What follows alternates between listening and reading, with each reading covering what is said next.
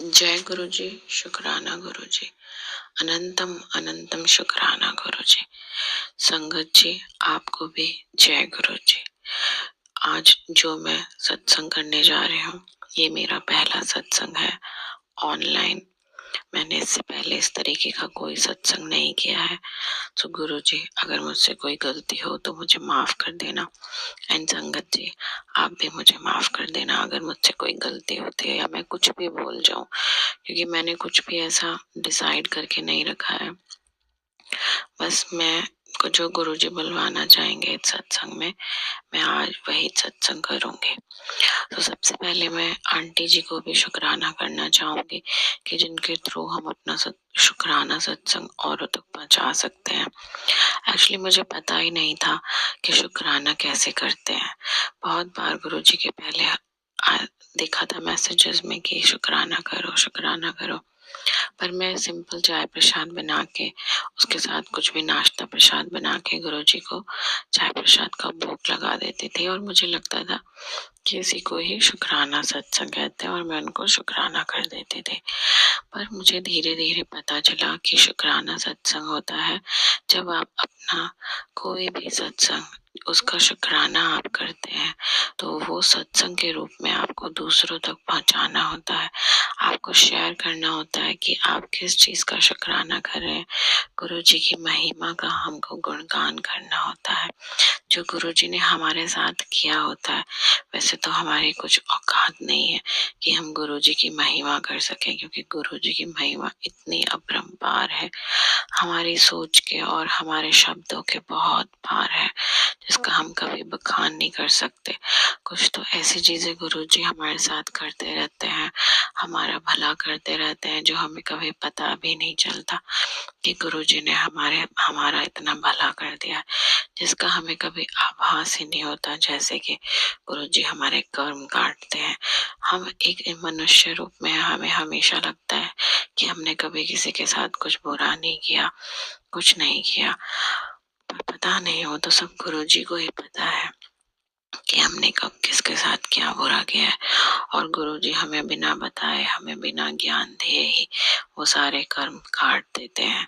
तो गुरु जी, जैसा कि गुरु जी कहते हैं कि सॉरी संगत जी, जैसा कि गुरु जी कहते हैं कि शुरुआत से शुरू करो, तो मैं अपना सत्संग शुरुआत से शुरू करना चाहूंगी। मेरी जर्नी गुरु जी के साथ शुरू हुई थी मार्च 2023 में।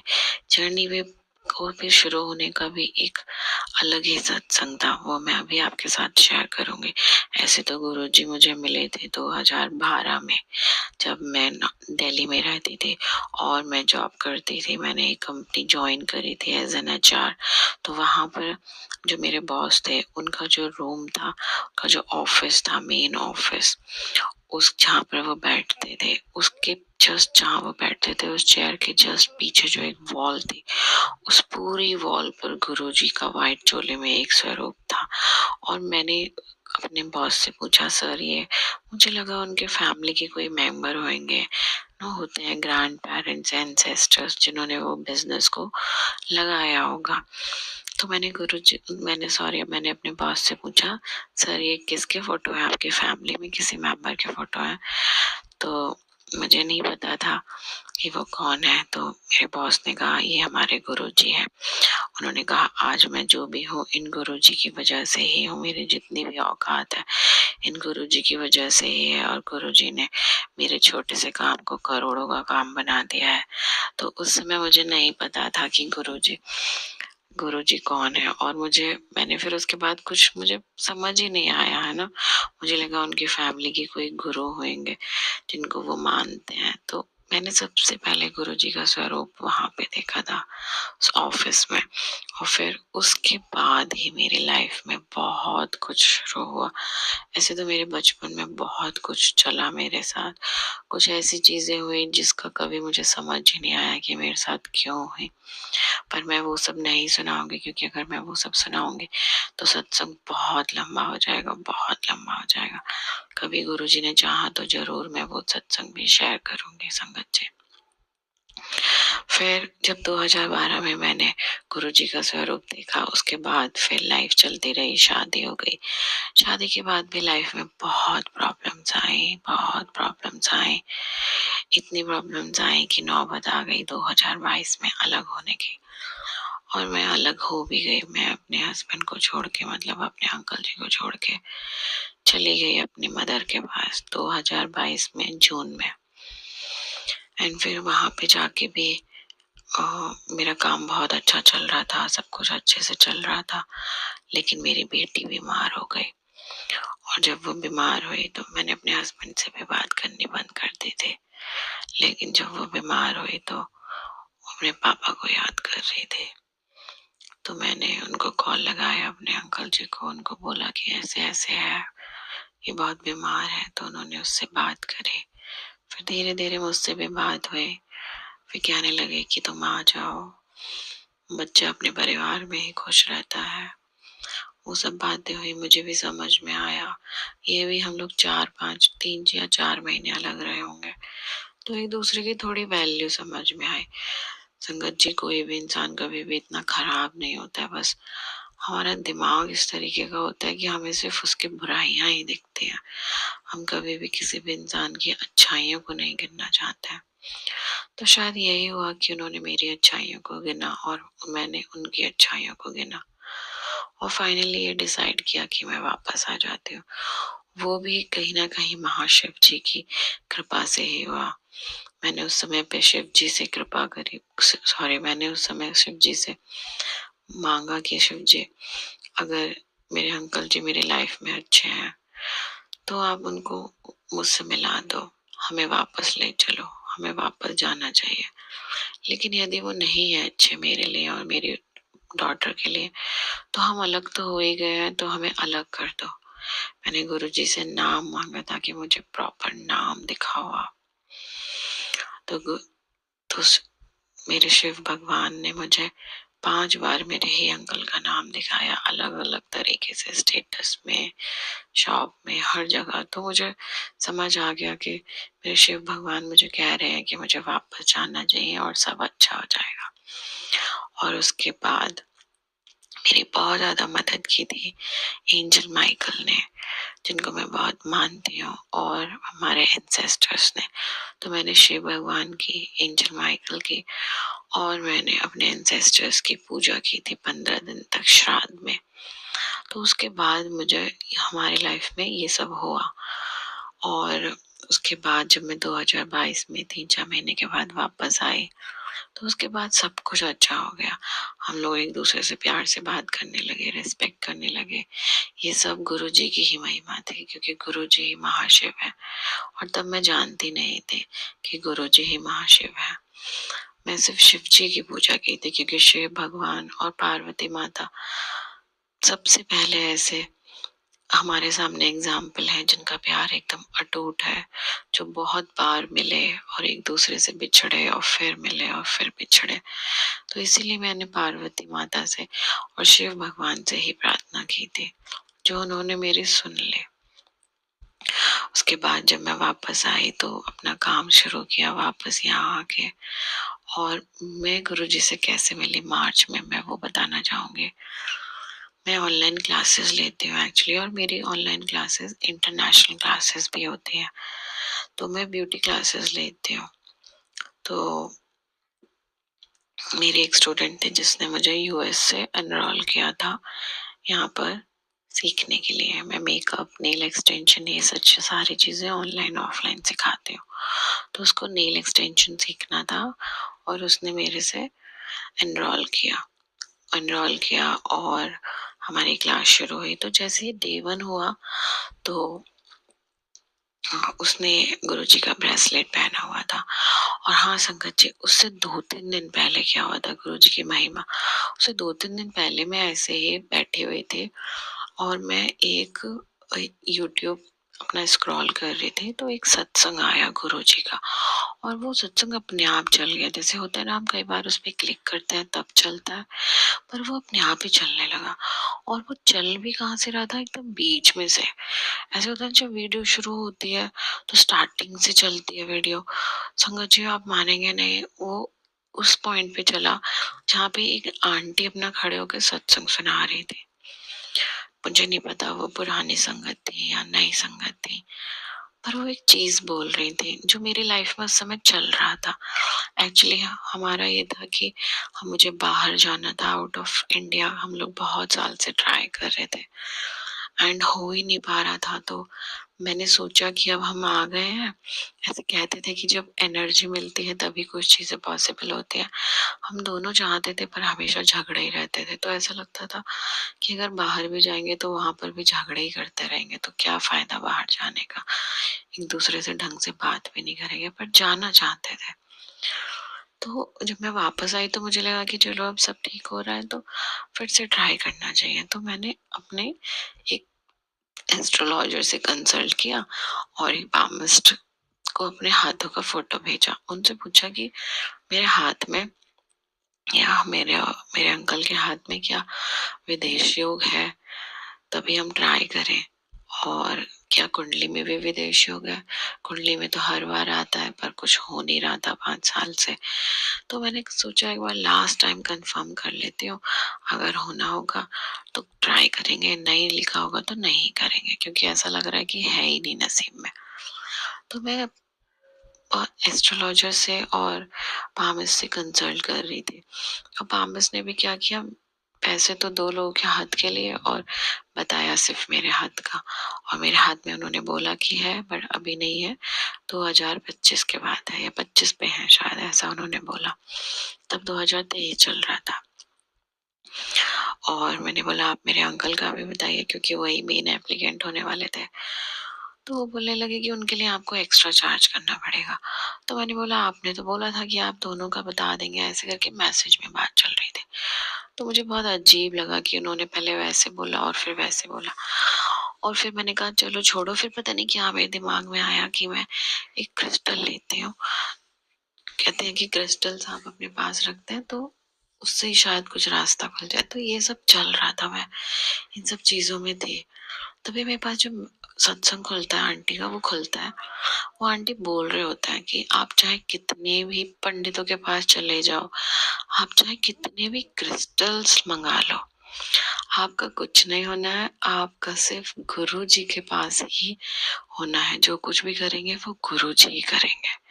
ये उनके एग्जैक्ट वर्ड्स थे और ये मुझे ऐसे ही क्लिक किया जैसे उन्होंने क्रिस्टल बोला ना, क्योंकि ये बहुत रेयर चीज थी जो सिर्फ मैं कर रही थी और जो मैं ही जानती हूँ कि मैं क्या कर रही थी। पंडितों के चक्कर लगा रही थी और क्रिस्टल्स की तरफ में रुझान था।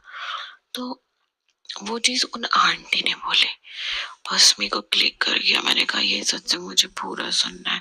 फिर क्या था, मैंने उस दिन बहुत सारे सत्संग सुने, देखे और मुझे समझ में आया कि गुरु जी कौन है, उनका क्या नाम है, वो कहाँ रहते हैं, वो है वे या नहीं है, अपने चोले में नहीं है। मैंने सब कुछ जाना उन 3-4 दिनों में। और उन 3-4 दिनों में फिर मैंने गुरु जी का मंत्र जाप लगाया। और जब मैंने उस समय पे गुरु जी का मंत्र जाप लगाया तो मुझे विजन हुआ कि गुरु जी व्हाइट चोले में, जो मैंने सबसे पहले गुरु जी का स्वरूप देखा था, उसी चोले में बैठे हुए हैं। और ऊपर एक लॉबी है, मैं ऊपर से गुरु जी को नीचे देख रही हूँ और गुरु जी सबको ब्लेस कर रहे हैं और टेढ़े होके ऐसे देख रहे हैं। और वो सब मेरे को आंखों में विजन हुआ मंत्र चलते चलते। मुझे इतना कनेक्शन फील हुआ गुरु जी से कि गुरु जी ने मुझे विजन ही दे दिया था। मुझे गुरु मन मन कर रहा था आंखें ही ना खोलो, वो दृश्य बस चलता ही रहे। और बहुत अच्छा लगा, बहुत अच्छा लगा। आंखों में आंसू टपक रहे थे और वो विजन चल रहा था। तो ये मेरे साथ हुआ। और उसके बाद जब वो उसी के 3-4 दिन बाद वो स्टूडेंट मुझसे जुड़ी जो यूएस में रहती है, एंड उसने हाथ में गुरु जी का ब्रेसलेट पहना हुआ था। मैंने उसको पूछा कि आप गुरु जी को मानते हो? उसने बोला हाँ जी, मैं भी अभी अभी मानना शुरू किया। गुरु जी को उसकी दिसंबर में शादी हुई थी, तो वहां पे वो इंडिया आई थी, तो गुरु जी का सत्संग कराया था उनके किसी रिलेटिव ने, तब उसको वो ब्लेसिंग्स मिली थी। तो उसने बोला हमने भी अभी अभी मानना शुरू किया है गुरु जी को और बहुत शांति मिलती है। और वो स्टूडेंट मेरी पहली इंसान थी जिसको मैं रियल में मिल रही थी, जो गुरुजी को मानते थे, जिससे मैं बात कर सकती थी। तो मैंने उसको साथ अपना ये सत्संग शेयर किया कि 2-3 दिन पहले मेरे साथ ऐसा हुआ। तो उसने मुझे बोला कि मैम आपको गुरुजी से बताया उनके बारे में। फिर मैंने बोला मुझे भी ऐसा ब्रेसलेट चाहिए, कहाँ मिलता है, कहाँ से खरीदना है? तो उसने बोला कि मैम आप इसको कभी खरीद नहीं सकते, आपके किसी इंसान की इतनी औकात नहीं कि वो गुरु जी के स्वरूप को खरीद सके। इसलिए संगत जी, हमें गुरु जी का स्वरूप कभी भी खरीदना नहीं चाहिए। गुरु जी हमें खुद ब्लेस करते हैं अपना स्वरूप। तो क्यों क्यों नहीं खरीदना चाहिए? क्योंकि हमारी इतनी औकात नहीं कि हम गुरु जी को खरीद के अपने घर ला सकें। जब गुरु जी की मर्जी होती है तभी गुरु जी हमारे पास आते हैं। पर यदि आपने कभी गुरु जी का स्वरूप खरीदा है और आपका गुरु जी के साथ कनेक्शन है, तो प्लीज इस बात को इग्नोर करना। पर आप सबको यही समझाएं कि कभी भी गुरु जी का स्वरूप खरीदे नहीं। हमारी कोई औकात नहीं कि हम गुरु जी को खरीद के अपनी मर्जी से अपने घर ला सके। जब गुरु जी को आना होगा, अपने आप आएंगे गुरु जी आपके यहाँ। तो मैंने कहा मुझे भी चाहिए, मुझे भी चाहिए। तो उसने बोला जब आपको मिलना होगा आपको अपने आप मिल जाएगा। फिर मैंने सत्संग सुने तो सबसे पहले मेरे दिमाग में मुझे समझ में आया, तब नितिन अंकल सत्संग करते थे तो मैंने उनका चैनल से सुना था। और मैंने इंस्टाग्राम पे भी 1-2 पेज को फॉलो किया। मैंने उनको मैसेजेस डाले कि मैं यहाँ बड़ौदा में रहती हूँ और मुझे कोई नंबर दीजिए सत्संग में ज्वाइन करने का। तो मुझे नंबर मिला सत्संग में ज्वाइन होने का। मैंने फटाफट उस नंबर पे मैसेज किया और मैं ज्वाइन हो गई सत्संग में। एंड उसके बाद मुझे गुरुजी का एक बार स्वप्न दर्शन भी हुआ है, क्योंकि तब मेरे अंदर बहुत डेस्परेशन थी कि मुझे भी गुरुजी चाहिए। तो मुझे स्वप्न में ये दिखाई दिया था, गुरुजी ने दर्शन दिए थे कि एक आंटी के साथ मैं जा रही हूँ और हम जा रहे हैं अंदर किसी मंदिर में छोटे से। और सारे जब मैं रास्ते में जा रही हूँ तो बहुत सारे गुरुजी के छोटे छोटे पॉकेट स्वरूप पड़े हुए हैं। किताबों के ऊपर गुरुजी बने हुए हैं, छोटी छोटी किताबों के ऊपर। और हम फटाफट मंदिर से जाके वापस आते हैं और हम बहुत सारे किताबें ना ऐसे पड़े हुए हैं तो उनको उठा लेते हैं, ऐसे दबोच लेते हैं अपने अपने हाथों में जितने ज्यादा ले सकते हैं कि वाह मुझे मुझे ऐसी खुशी होती है कि मेरे पास तो गुरु जी का स्वरूप आ गया। और मैं वो सब लेकर आ जाती हूँ। और जैसे ही मैं देखती हूँ कि मेरे पास कौन सा स्वरूप आया है, तो वो कोई स्वरूप ही नहीं होता है गुरु जी का, वो कोई किताब होती है। और मुझे बड़ा दुख होता है, मुझे लगता है गुरु जी मेरे पास नहीं आना चाहते, गुरु जी मुझे नई ब्लेसिंग देना चाहते हैं। ऐसे करके मेरा मन बहुत ज्यादा खराब हो जाता है, बहुत दुखी हो जाती हूँ, टेंशन में आ जाती हूँ। फिर मैं ये अपना स्वप्न दर्शन अपने स्टूडेंट के साथ शेयर करते हैं जो हमारी क्लास होती है। तो मुझे बोलती है कि मैम आप इतनी जल्दी मत करो, आप इतने डेस्परेट मत हो, ऐसे लग रहा है कि बहुत डेस्परेट हो रहे हो आप, जब गुरु जी को आना होगा आ जाएंगे अपने आप। तो मैंने कहा हाँ यार तू सही कह रही है कि मैं बहुत डेस्परेट हो रही हूँ, इसलिए गुरु जी आए भी और नहीं भी आए। तो मैंने गुरु जी से बोला गुरु जी मैं सरेंडर कर रही हूँ, आपको जब आना होगा तब आना, मुझे ऐसे जल्दबाजी नहीं करनी है। तो मैंने जब ऐड हो गई थी ग्रुप में तो मैं अपने फर्स्ट सत्संग पे गई, वहां पर भी हमारे साथ सत्संग हुआ। मैंने अपना ये सत्संग शेयर किया कि कैसे मैं गुरु जी से जुड़ी और क्या चीज मुझे क्लिक करी थी। मुझे नहीं पता था, मैं एकदम नई थी, बट फिर भी पता नहीं क्या हुआ, मैंने अपना फर्स्ट डे जाकर ये सत्संग शेयर किया कि ऐसे ऐसे मेरे साथ हुआ। तो वहीं पे मैं जब आ रही थी लौटते समय तो एक अंकल मेरे पास आए और उन्होंने एक बहुत बड़ा लॉकेट स्वरूप, लॉकेट प्रसाद जो बड़ा होता है एकदम, जो पॉकेट स्वरूप से थोड़ा सा ही छोटा होता है, एकदम सुंदर सा लाल चूल्हे का एक स्वरूप मुझे दिया। और मैं तो बस उस समय पे मेरी डॉटर मेरे साथ कहती मम्मा आपको स्वरूप मिल गया। मैं भी बहुत, मेरे आंखों से आंसू आ गए। मैंने उन अंकल को थैंक यू बोला, मैंने बोला थैंक यू शुक्राना अंकल, बहुत बहुत शुक्राना। बहुत बहुत शुक्राना संगत जी ये सत्संग सुनने के लिए। संगत जी अगर आप भी अपना कोई सत्संग गुरु परिवार के साथ, गुरु संगत के साथ शेयर करना चाहते हैं तो आप हमें ऑडियो रिकॉर्ड करके, लिख कर या वीडियो रिकॉर्ड करके भी भेज सकते हैं। हम कोशिश करेंगे कि हम आपके सत्संग गुरु परिवार के साथ इस चैनल के माध्यम से शेयर करें। संगत जी, आज के इस सत्संग को हम यहीं पर विराम करते हैं। यह एक सेवा है जो हम सभी को करनी चाहिए। जय गुरु जी, शुक्राना गुरु जी।